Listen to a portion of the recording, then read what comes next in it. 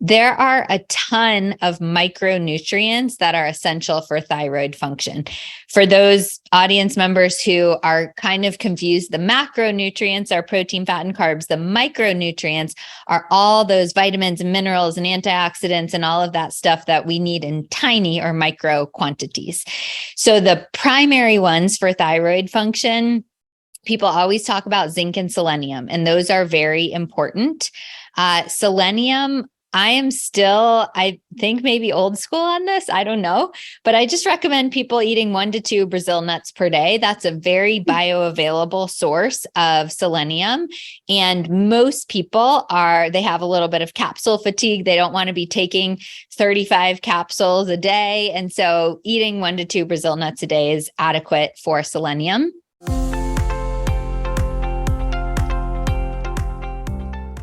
Hey everyone, welcome back to the Reshape Your Health podcast. I'm your host, Dr. Morgan Nolte, and today I'm very excited to introduce you to Megan Lyons. She's a sought-after health and wellness expert who is deeply passionate about inspiring others to feel their healthiest and happiest. One thing that really impressed me about Megan is her love for learning. So she is a Harvard graduate, got a degree in economics and an MBA. She's a former management consultant who left the business world to follow her passion for wellness by opening up the Lyons Share Wellness in 2014. So since then, she's earned a master's degree in holistic nutrition and become double board certified in holistic nutrition and clinical nutrition. And she's currently pursuing a doctorate of clinical nutrition. She's amassed over 10,000 hours of one-to-one consulting with clients internationally. And today we're going to talk a little bit about just kind of the general lifestyle, but then we're going to try to zoom in a little bit on the thyroid because that's something that's very popular. A lot of people are taking medications for low thyroid, and we've never kind of done a deep dive on the podcast. So Megan, thank you so much for coming on the show. Thank you so much. I am thrilled to be here. Yeah, I'm dying to know about your story from economics to nutrition. So can you start with that and just give us your personal background? Yeah, absolutely. I am a multi-passionate person. So I honestly think there are a ton of careers that I could be happy in. But when I was in college, there was no business degree, and I thought I wanted to be, quote, in business. I didn't really know what that meant, but I looked up to my dad, who's always been one of my biggest role models, and he was in business. And so I thought, what's the closest to a business degree? If Harvard doesn't offer business, it was economics. And so I said, great, economics sounds good. I loved my course of study in economics, honestly. I think it's really interesting to think about the broader picture of what's going on in the world, because so much of everything is driven by money, even if I don't feel personally like a person who's super motivated by money, but it does govern how the world works. So I loved that. After graduating, I went into just the career that basically everyone wanted. Everyone on campus was like, ooh, talking about consulting. And so I thought, great, why don't I give that a try? And again, I really enjoyed it. It taught me so much. I got to be in amazing rooms with really smart, hardworking, influential people and think about a lot of complex business problems. But after several years there, I was just like, this is nice. I like it. I'm fine with it. But then I thought, fine is not really how I want to live the rest of my life. And so it took me quite a while, honestly, to figure out what was going to be more than fine. I kept walking around, even at the beginning of getting my MBA, saying, oh, it's so nice that people follow their passion, but I don't really have a passion. And the reason I was saying that is I've never been passionate about architecture or skydiving or anything that felt like a specific entity to me. Health just honestly felt like, oh, everyone's passionate about health because that's our body. This is our greatest gift. Of course, we're all thinking about health. And it took some friends and family members telling me, hey, you're always thinking about health. You've been through your own health journey. You're going to nutrition conferences. You're telling us about these books that you've read, all of this stuff. Isn't this your passion? I was like, oh, yes. So that was January 2014 that I left and haven't looked back a day since. That's awesome. So I'm curious. You said that you've had over 10,000 hours of one-on-one practice. What do Yes. you feel like are the major mistakes people are making when it comes to weight loss? And then what do you think are the major roadblocks getting in the way of people from reaching their goals? So let's start with the mistakes. Like, it's a lot of Okay. practice time. Absolutely. Yeah. The first thing that I'm going to say sounds a little demotivating, but I think it's empowering when we make that mental shift, which is that people give themselves false credit for the things that they're passing up and don't focus on the things that they're actually doing. So let me give you an example. If I went to a pool party this weekend and I said, "Oh, Dr. Nolte, I didn't have the chips. I didn't have the second margarita, and I didn't have the ice cream, but still the scale didn't budge on Monday." And then you said to me, "Well, Megan, that's really awesome. I'm glad you were able to prioritize your goals. What did you have?" And I was like, "Oh, well, just a candy bar on the way there. And then I did have that first margarita and I did whatever." And that's not bad. I really strongly don't believe in shaming people about any decisions that they make. And I don't think that any food is bad. I think we can work in anything that we want as long as we're doing it really consciously and carefully. But when I'm focused on, I said no, I said no, I said no, then I'm letting things sneak in and I'm feeling like nothing's working, but I'm not actually looking at what I'm truly consuming. So rather than focusing on what we say no to, which is a restrictive mentality, I encourage clients to help focus on what we can fit in.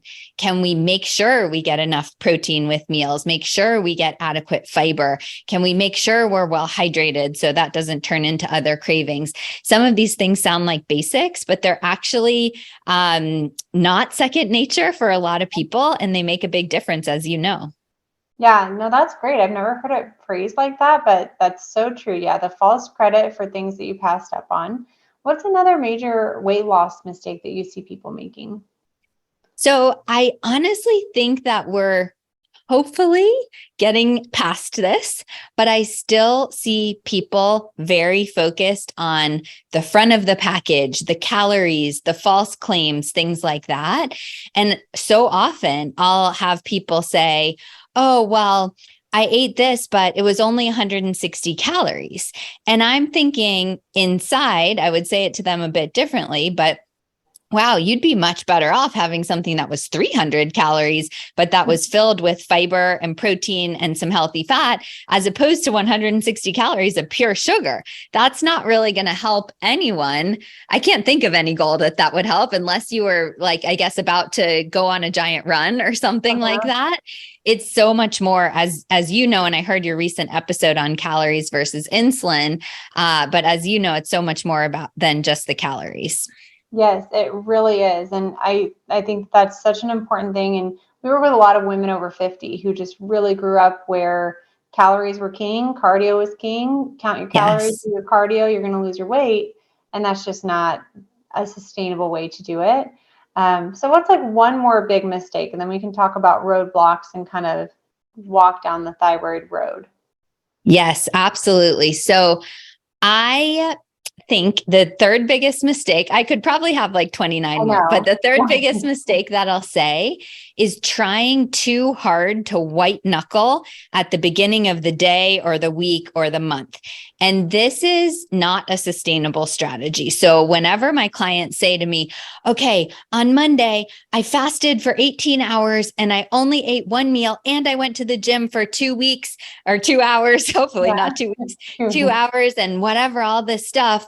I'm like, "Okay, awesome. I'm so happy that you're excited, but let's reel it back in, because if we're not doing something sustainable, what I care about is my clients not coming back to me 2 years from now. I don't honestly care if it takes them 4 months or 2 months or 6 months to lose the weight, or depending on how much weight they have to lose, maybe a lot more than that. It doesn't matter as long as it's sustainable and actually health promoting to me."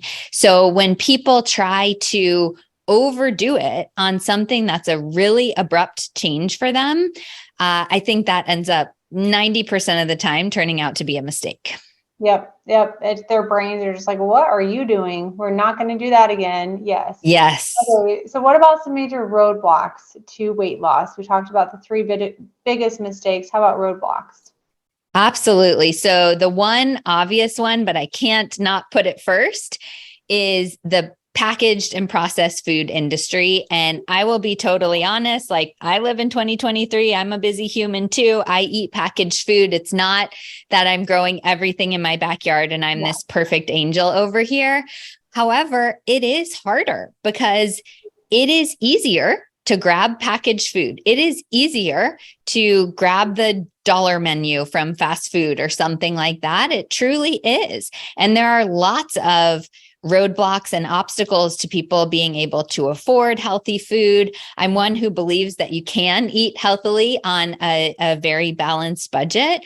But let's face it, if you go into Whole Foods and you just the store, not the idea, and you just buy the things that are on the shelves, you're going to walk out of there spending $300 and not having enough for a meal. So there are a lot of barriers, and the average packaged food is unfortunately full of lots of inflammatory things that are going to be a hindrance. And I think all wrapped up in part of that is education. Food manufacturers are in the business of selling their food. They're not, unfortunately, in the business of keeping us healthy. And so we can't really blame them for trying to make the front of the package look really alluring and say something like healthy. But I could slap the word healthy on a box of donuts or whatever, and that's not a regulated term. So it takes me knowing how to read the back of the package, looking at the ingredients first and all of this kind of stuff. It takes me knowing, which is a barrier. A lot of people don't know. Now, your audience does because they're here listening to this, which is amazing. So they're more educated than the average consumer. But I'd put all that in one bucket, which is processed food, lack of education, and misleading claims. Yeah, that's a huge one. So any other like top mistakes that you see people make when it comes to weight loss besides the misinformation and convenience of processed food? I think the second mistake that I'll say I don't know if this is the second or what number we're on right now, obstacles, hindrances, whatever. But the next one that I'll say is not having enough protein at breakfast in particular. So I know you're a big advocate for spreading it through the day. And I agree, but I think most people are pretty good at getting enough protein with dinner. And second, most people get enough with lunch. Maybe yes, maybe no, but I'll just say yes for the sake of this conversation. Very few people, though, when they start with me, they're getting adequate protein for breakfast. They're again trying to cut calories. Oh, I only had this 100-calorie slice of toast or something like that. And I know for me, I'm very educated on this stuff, as are you. It's too hard to be healthy the rest of the day if I don't have adequate protein in the morning. It's physiological. It's not just mental. I have a lot of willpower. I have not a lot of knowledge, but the physiological changes that happen when we keep our blood sugar stable and we fuel our bodies from the first thing. I don't think breakfast has to be at 6 a.m., but the first meal of the day that we eat is breakfast. So whether that for you works out to be 1 p.m. or 7 a.m. or any time in between or otherwise, that's breakfast to me. And that meal is the biggest focus for adequate protein. Yeah, so I think I might have said mistake, but we meant obstacle, and the obstacle is underdoing protein. And then that contributes to more food cravings throughout the day if you're not setting yourself up for success. I'm the first one to raise my hand here. Waffles, pancakes, Pop-Tarts, toaster strudels, oatmeal, cereal. That's what I was raised on. Granola bars. I used to have a whole drawer full of chewy granola bars in college. Yes. And then in the cafeteria, this is so silly, I would take the muffin tops off because I'm like, oh, I'm just having the muffin top. I did that in college. No, yes. And I've had so many muffin tops. And it's like, wow, the misinformation. I don't know. I feel like I have no idea what they're teaching in health class in high school, but I'm very interested to learn if it's evolved from the food pyramid that I learned with all those grains for breakfast. I sure hope so, but you know as well as I do that the powers that be tend to be very slow to Yeah. change the guidance. And even, I mean, nutrition honestly is a hard field to do adequate study. So if we consider the gold standard randomized controlled trials, it's not really possible or ethical to lock a bunch of thousands of humans in a cage and restrict exactly what they eat for 10 years at a time. That's never going to happen, hopefully. So our trials have to be either observational, which have a whole lot of problems, or animal trials, which humans are not big animals, all these kind of hindrances to making very concrete, specific, up-to-date guidance. And I think that allows people to kind of throw up their hands and say, well, we don't really know. So our best guess is the food pyramid, or our best guess is this, don't eat this, whatever. But that tends to be quite outdated. Yeah, that's kind of my experience too. I'll find out in several years when my kids are in high school. But one more big obstacle or roadblock, like let's say you have someone who's been trying to lose weight and they're just not. Maybe they're not following through. Like, let's talk about a follow through obstacle where they know what they need to do and they're not doing it. Like, what do you feel like is the big obstacle there? Really interesting. I honestly think it depends on the person, but I'll try to do like the average person, or someone who's more of one of my common clients. I would be torn between either grabbing bites from the kids' plate or grabbing bites even from their own plate. Even if they don't have kids, people finish eating and then they go clean the dishes and they grab a few bites here and there, or they walk by and they grab a few M&Ms or whatever. And these little teeny bites do add up during the day. Or I think this is kind of related to what I had before, but throwing in the towel when stress gets too hard. So we are using our willpower all throughout the day to get out of bed when our alarm goes off, to brush our teeth when we don't want to eat the right thing for breakfast, to get to work on time, to get the kids ready, all of this stuff. We're using our willpower. And then most people hit some kind of wall during the day when they're like, I just don't have anything more in the tank. And we tend to take that out on food. Myself too. I have always been someone whose natural instinct is to say, oh, well, chocolate will make this better. Oh, I could just have a bite of this and it'll make it better. And it's honestly been a good bit of work for me to change those habits, but it's so worth it because it feels so much better. So I think I'm torn between the little bites here and there, and then that hit the max and turn to food. Yep. And you probably have no idea of the restaurant that I'm talking about, but some listeners will. There's this restaurant called Runza in Nebraska, and they're like, bread-filled cabbage and meat thingies, and they have other things. It's great. It's actually one of my favorite fast food restaurants. Not saying that I have the fries. I try to make healthy choices there. Anyways, their slogan is Runza makes it all better. And it's like, that is what every single food company slogan should be. I make you feel all better. Like, absolutely. Yes, there are so many food slogans that are actually true. Like, once you pop, you can't stop was Pringles. Well, that's because they're putting chemicals in there that make you want more. Like, these people are just telling it like it is. And it's actually true. It does. I always tell my clients that food does make it better for about 30 seconds, right? You do get that rush of dopamine when I eat the chocolate, or I don't know about Runza, but you probably get some kind of good release of endorphin somehow. But that is so short-lived. It's like a little momentary peak of endorphins. It goes down.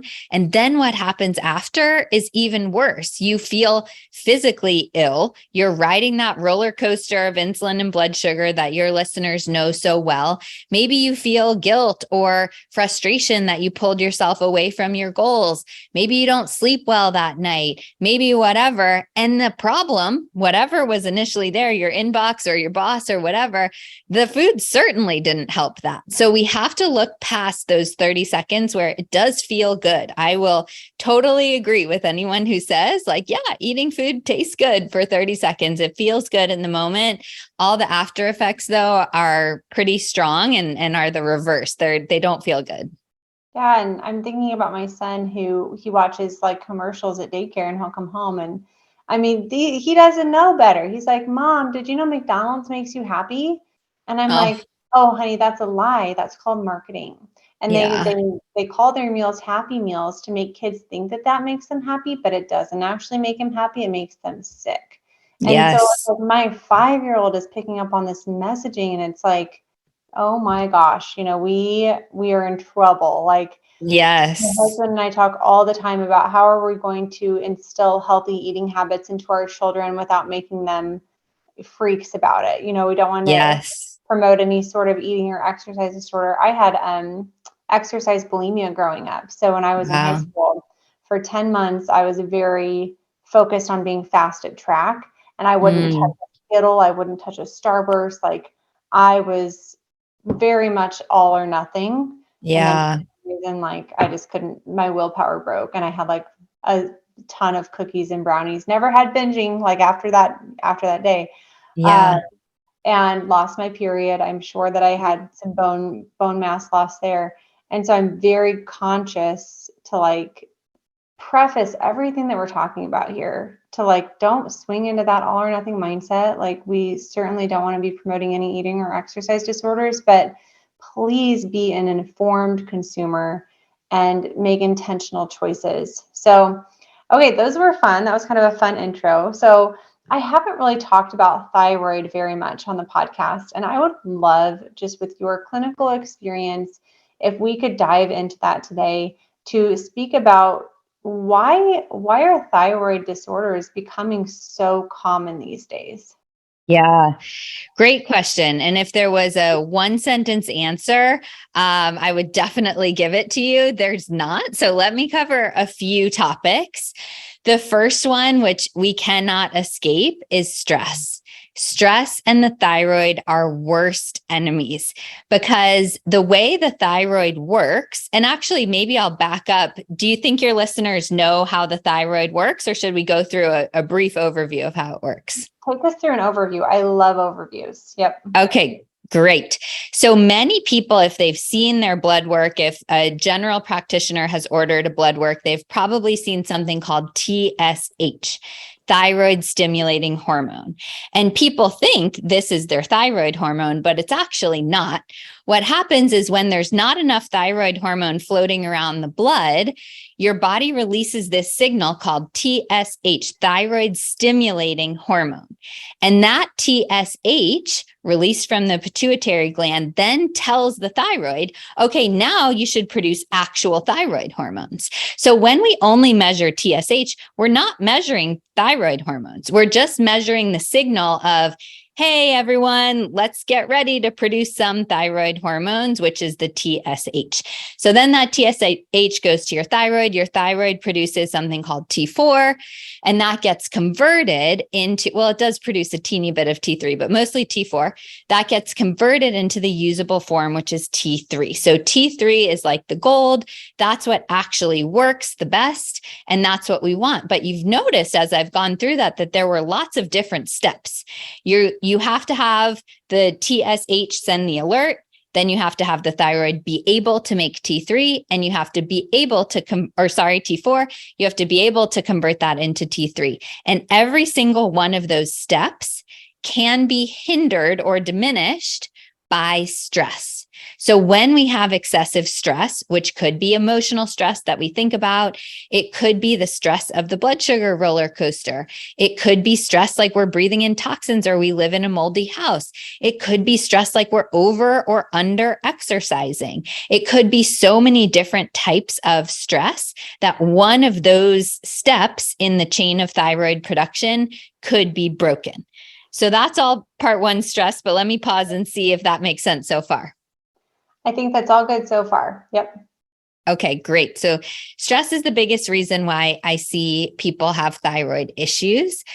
Another one is the same. People will say, "Oh, well, she has some common topics that we go back to," but those processed food additives that are particularly harmful do not provide our thyroid with the building blocks to build appropriate thyroid hormone. So if we're eating things like a bunch of vegetable oils or hydrogenated oils, if we're having too many food colorings or artificial preservatives, things like that, our body just basically says, we have other problems to worry about. Let's get the liver functioning and filter through these. And it starts shutting down some of the processes that are, quote, non-essential. Now, thyroid is technically non-essential, meaning if you have low thyroid, you're not going to die tomorrow, thank goodness.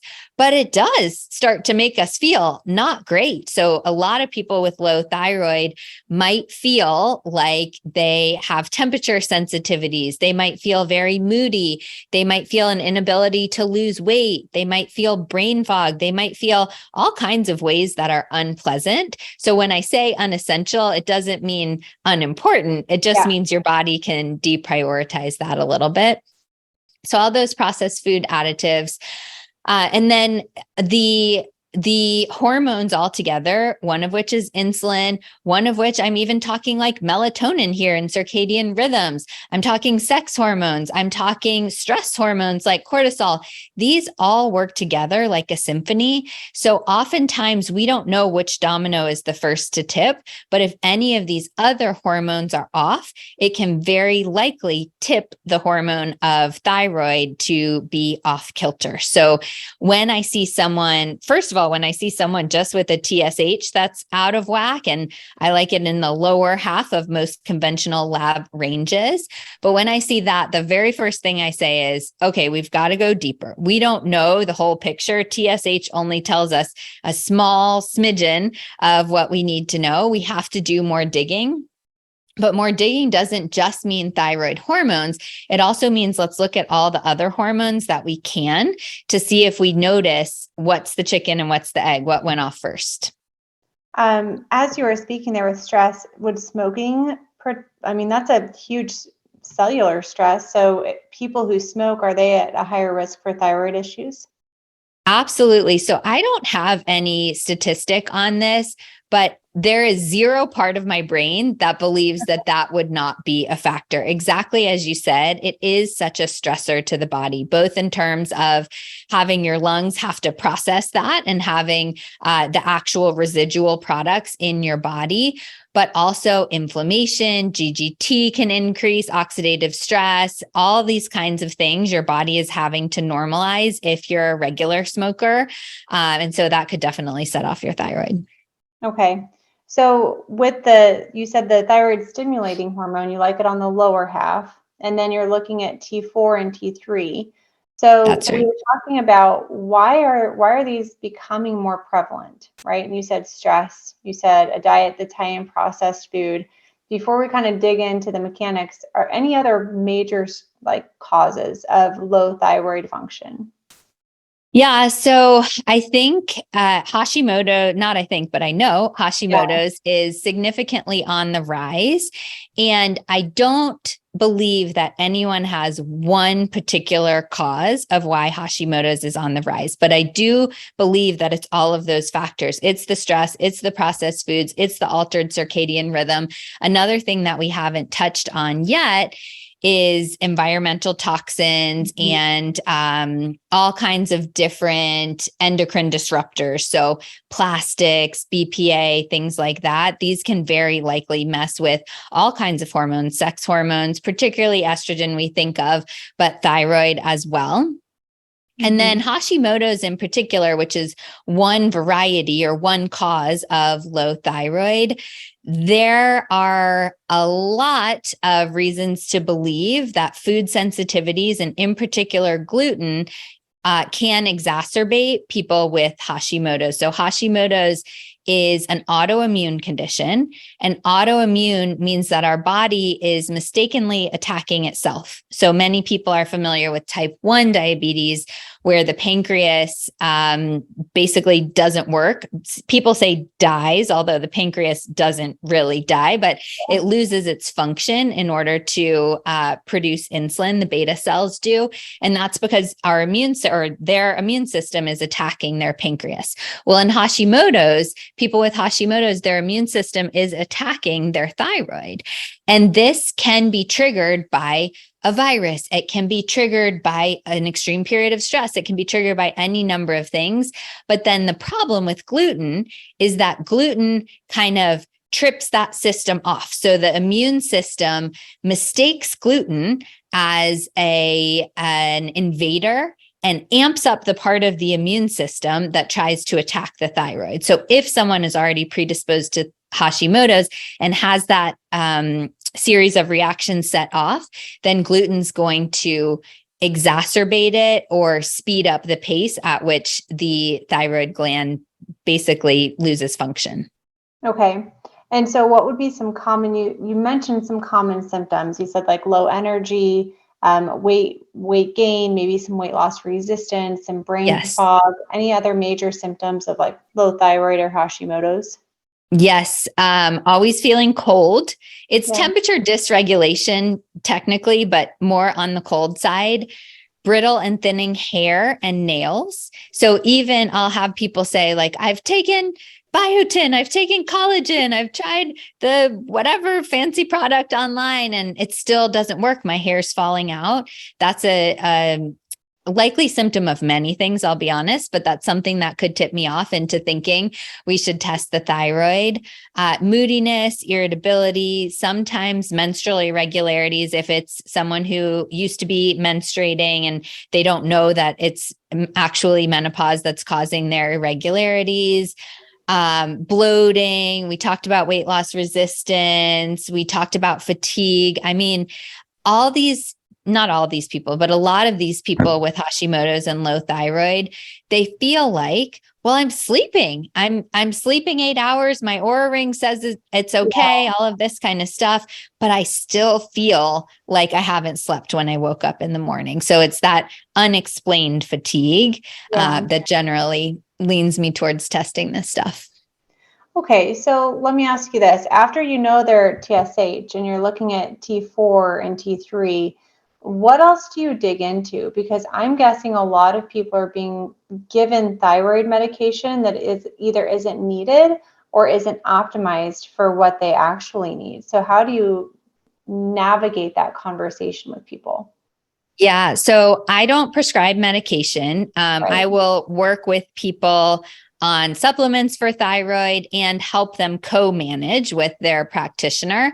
But what I would do, in addition to the 3 tests that you've mentioned, are a few more.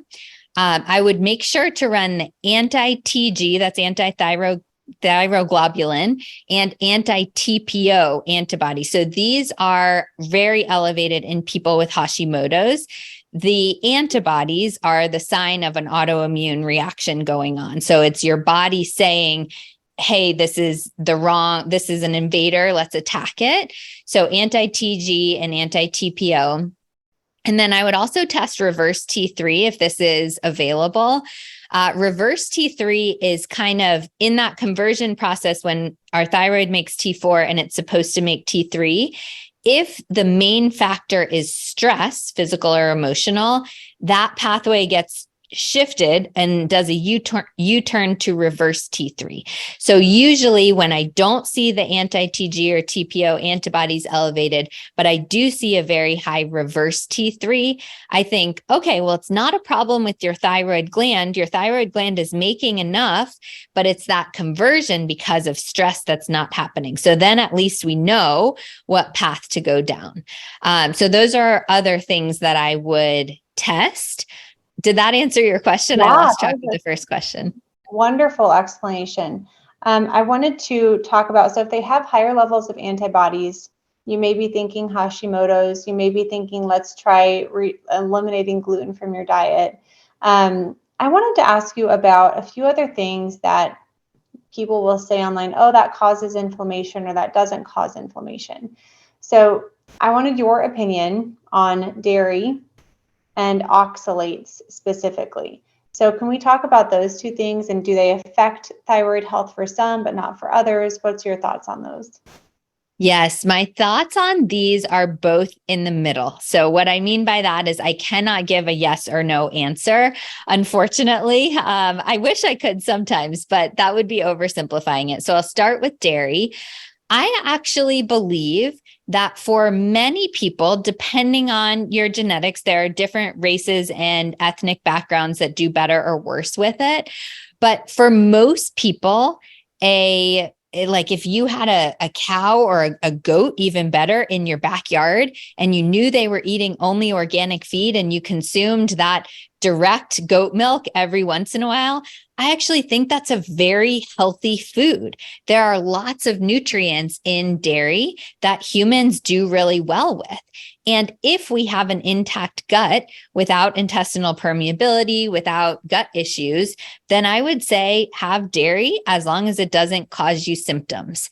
However, for most people, all those factors don't fit in, meaning they do have intestinal permeability. They notice as soon as they start consuming dairy, they break out in acne or rashes, or they have extreme bloating, or depending on the person's relationship with the scale. I have clients who love the scale. I have clients who never get on the scale through my whole program. And I support whatever they want. But if you are someone who uses the scale, dairy is one of those that shows up on the scale if you have inflammation issues very quickly. So when I had gut issues, I would guess 8 to 10 years ago, if I would eat dairy, the scale would literally go up 2 to 3 pounds overnight. And we all know I didn't gain 2 to 3 pounds of fat. I wasn't like eating a bajillion calories or anything like that, but that was inflammation. So I do encourage people to try to check that stuff out. If the scale's jumping unexplainably for a particular food group like dairy, that could be a sign that you don't have an intact gut and you're not able to handle dairy until you heal that gut. And then the second part of that I mentioned was if you had a goat in your backyard. Well, this is because most of the conventional dairy does have hormones, antibiotic residuals, all kinds of not optimal things for our body. And so if someone is like, I know I can consume dairy very well, I feel good on it, I don't break out, the scale doesn't go up, no bloating, all of this kind of stuff, I still do encourage them to aim to get organic dairy whenever possible because of all the other stuff that's in there. So that's kind of my wishy-washy feelings on dairy. Yeah, no, that's very clear. Yes, I like it. Okay, great. And then the other one is oxalates. I feel less in the middle about oxalates and more positive, meaning that for most people, I encourage them not to worry about oxalates. If someone is having acute kidney issues, so they are their kidney metrics are way off. They know they're in a state of chronic kidney disease or something like that, or they're having any kind of acute issue.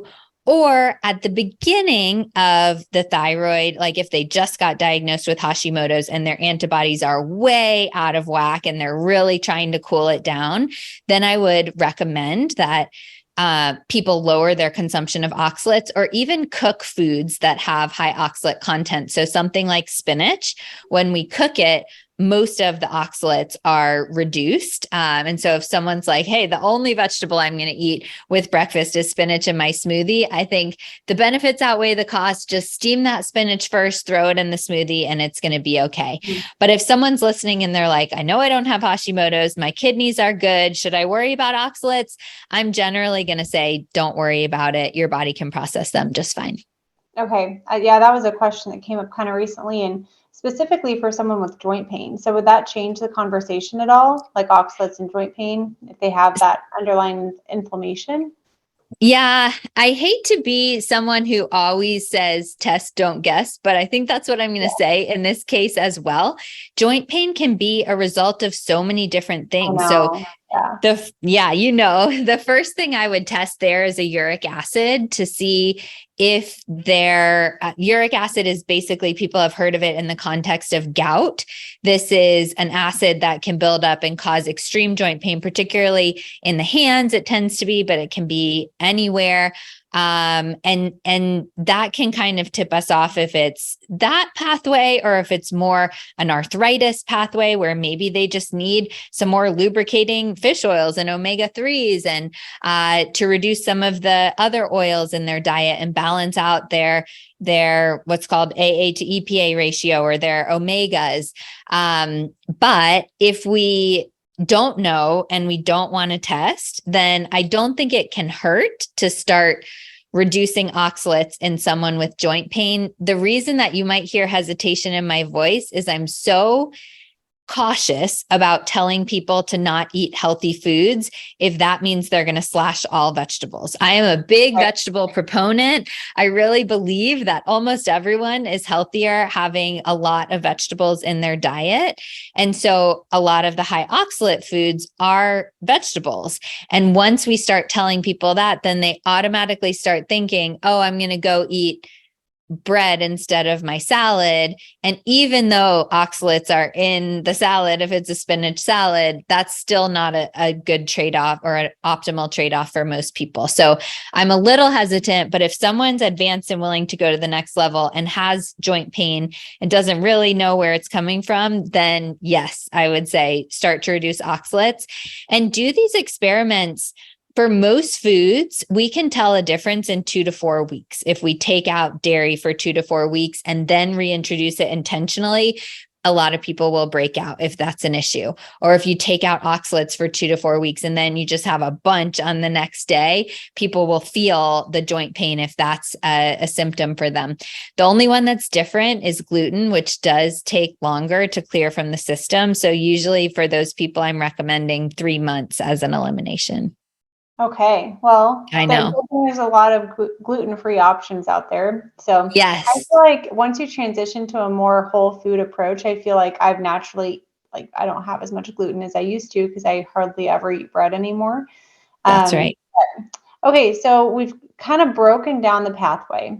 I wanted to ask about micronutrient deficiencies that might be contributing to low active T3. So can you touch on that? Because that's not something we've ever talked about on the podcast in depth. Absolutely. So there are a ton of micronutrients that are essential for thyroid function. For those audience members who are kind of confused, the macronutrients are protein, fat, and carbs. The micronutrients are all those vitamins and minerals and antioxidants and all of that stuff that we need in tiny or micro quantities. So the primary ones for thyroid function, people always talk about zinc and selenium, and those are very important. Selenium, I am still, I think maybe old school on this. I don't know, but I just recommend people eating 1 to 2 Brazil nuts per day. That's a very bioavailable source of selenium. And most people they have a little bit of capsule fatigue. They don't want to be taking 35 capsules a day. And so eating 1 to 2 Brazil nuts a day is adequate for selenium. For zinc, you can get it from food, but it will require a lot of oysters and some other kind of foods that people don't tend to eat every single day. So this is one that I would recommend someone with a low thyroid supplement with. And then a lot of even vitamin A is an under recognized micronutrient for thyroid. Vitamin C is very important. A ton of these micronutrients are essential for adequate thyroid function. And again, we don't want to take 35 pills. So that's where I'll recommend looking to your food and trying to get lots of different colors. Vitamin A tends to be in the more orangey family of vegetables and fruits. What did I say next? Vitamin C, also in citrus, bell peppers, things like that. And then start to look all the way down the line. We want adequate, but not too much iron consumption for thyroid. And so these things take place when we're eating a very balanced diet. For someone who is not quite sure if they're getting adequate nutrients beyond zinc and selenium. And I'll say one more that I just remembered, but I would recommend entering into something like Chronometer or another software that looks at micronutrients just for a day or two. For most people, that's not going to be sustainable forever. But when we can see the micronutrient breakdown and what we're very low in on a daily basis, then we can supplement. And the last one that I remembered in there, magnesium. I can't believe I skipped it because it's my personal favorite micronutrient supplement. I love it. Mm-hmm. And people who have low thyroid definitely could use a good quality magnesium supplement. That's depleted with stress. It's depleted with all kinds of things that we're dealing with in 2023. And so supplementing with magnesium is a good idea.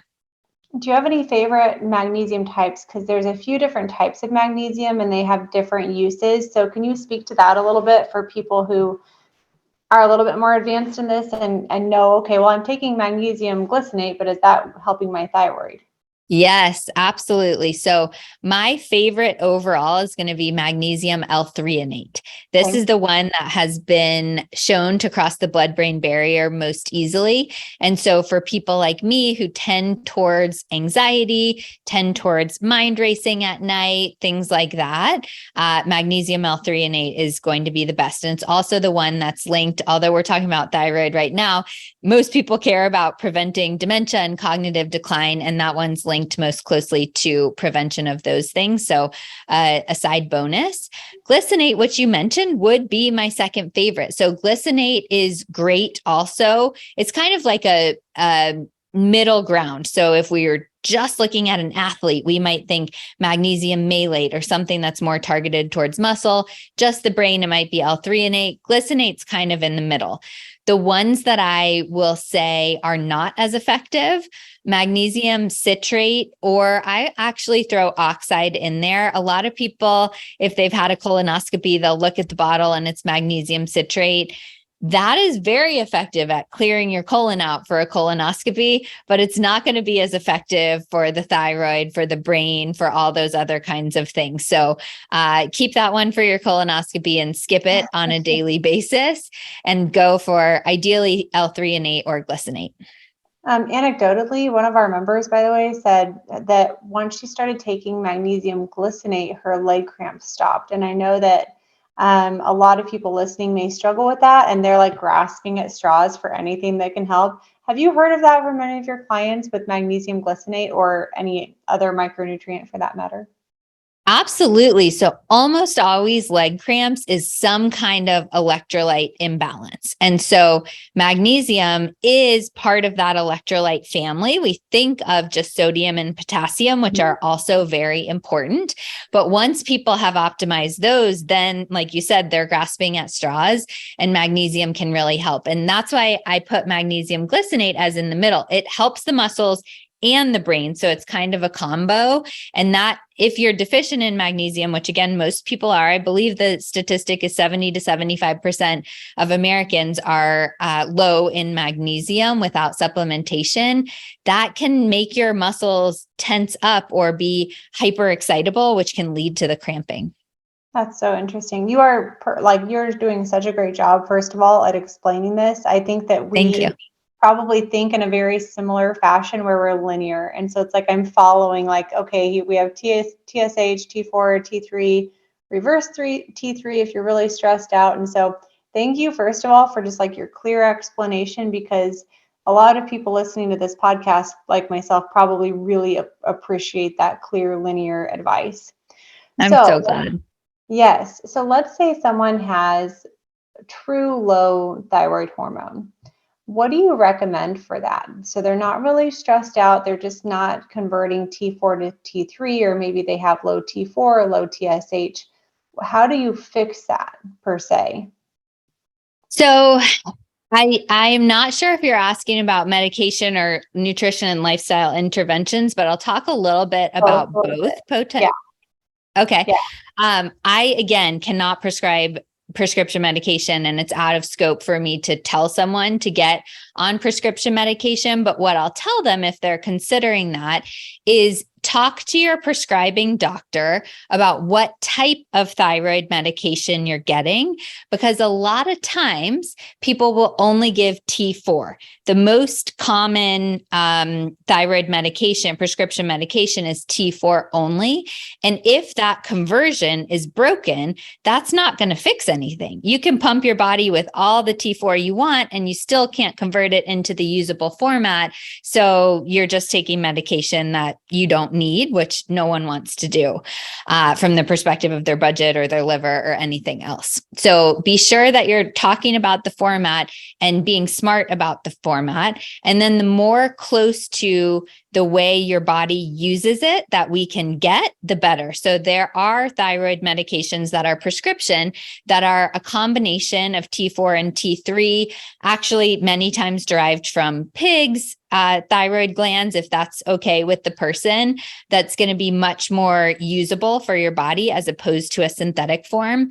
And maybe even a step back from that. So first step, we're going not just T4, be smart about the synthetic. Second step, we're going for more natural in a combination from a pig that's more usable for your body. Third step would be, could you consider a thyroid glandular? So not even an isolated thyroid compound, but actually the thyroid gland, which I know for some vegans, this is not comfortable, and that's okay. There are other options, but they take the whole thyroid gland and they grind it up and put it into a capsule, and that can help stimulate your body to get back to production on its own. So from a pseudo medication standpoint, that's what I would say. And then from a diet and lifestyle perspective, I don't underestimate the basics when it comes to just general low thyroid. And sometimes when our body is off balance, it takes a little bit more rigidity to get back into balance, and then you have wiggle room. So kind of like what you said with gluten, if someone's eating the standard American diet and has a thyroid issue, it might take no gluten for a period of a few months. And it might take very limited sugar, added sugar for a period of a few months, and a whole lot of vegetables every single day, and lots of protein and all of these things. And being quite conscious of diet for a few months. But the goal is to get that wiggle room back, just like we would do with metabolic flexibility or insulin sensitivity or anything like that. The goal is not to be overly rigid for the rest of our life. The goal is just to bring your body back into balance and then have the little bit of flexibility out there. So in terms of lifestyle factors, I'm really focusing on sleep. I'm focusing on brief periods of stress management during the day. So most people are not able to quit their jobs and leave their family for 3 months and live on a beach in Bali. But instead, can we have a 2-minute breathing break? I bought myself a kid's trampoline, like a little rebounder, so that I go outside and I just do a few bounces and I actually get fresh air, and it takes 30 seconds. And that's great. Can I do a short breathing exercise? Can I meditate for 5 minutes? These little things send our brain and a whole body a very powerful message that we can reduce cortisol just momentarily during the day, which then has a ripple impact to thyroid very directly. So stress management, really, really good quality diet, or I don't love saying good. So optimal quality diet, reducing some of those inflammatory triggers that are particular to the thyroid, and then supplementing. And with all of those things, most people can get their thyroid back into a normal level. It takes months. It takes 3 to 6 months, I would say, but most people can. And then if not, I am not opposed to medication. There is a reason why I have holistic nutrition and clinical nutrition certifications, because I believe in both. I just believe that we need to be smart about when we use things like medication, and that if we haven't tried other things first, that would probably be a gift to our body. Yeah. And I like how you said that, a gift to our body. And I understand that some people may want that quick fix, but I always say you can't circumvent the lifestyle changes. Like, that's you're going right. to end up, if you want optimal health, you're going to end up there someday, either now or later. That's I right. wanted to ask one more question about alcohol, because when we were talking about stressors, we talked about smoking, but we didn't talk about alcohol. And it's something that I'm trying to talk about more and more because it's so overlooked. It is so Yeah. commonplace in our society to just have a drink often anymore. Yeah. And it's really easy to to underestimate how much you're drinking. So will you Yes. talk about alcohol and the thyroid really quick? I think you just hit the nail on the head, which is we tend to underestimate how much we're drinking because truly in the core of my belief, I really don't believe one glass of wine once a month or something is really going to hurt anyone. There are some extreme cases in acute liver failure or something like that, where I would say literally zero, no matter what. But for most people, if we truly had it very, very sporadically, I think it would be just fine. However, when I go through the intake form with most of my clients, they'll say, oh, no, I only drink socially. I don't drink that much, whatever. And then we'll just work in, okay, can we tally just for 1 week how many drinks you're having? And they'll come back and they'll be like, oh, wow, it was like 14, or it was higher than that. I've had many, many dozens in a week. Not me personally, but I've had clients report that. And people truly didn't know that it was adding up to multiple times per week, multiple drinks per occasion. And that's when we really start having issues, because I've mentioned the liver several times. The liver has to detoxify the alcohol that we consume, but it's already overburdened with so many other things these days: prescription medications, breathing in pollution, products and preservatives and things from food, stuff that we're putting on our skin. All of this kind of stuff has to be processed through our liver. And when that is sluggish, then all the hormones, so liver also recycles estrogen and other hormones, they all kind of start backing up. And then that domino effect happens that I mentioned.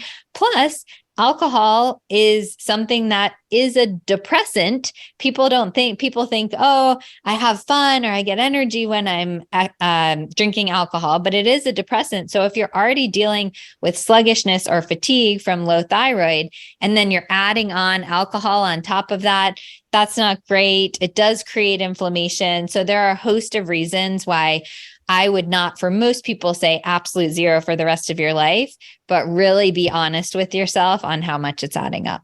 Yeah, well, thank you so much. This is the exact kind of in-depth conversation I wanted to have on thyroid. Where can people learn more about you and potentially work with you if they're interested in doing some of the more advanced clinical testing? Absolutely. So social media wise, my only real presence is Instagram. I'm definitely not cool enough for TikTok or anything like that.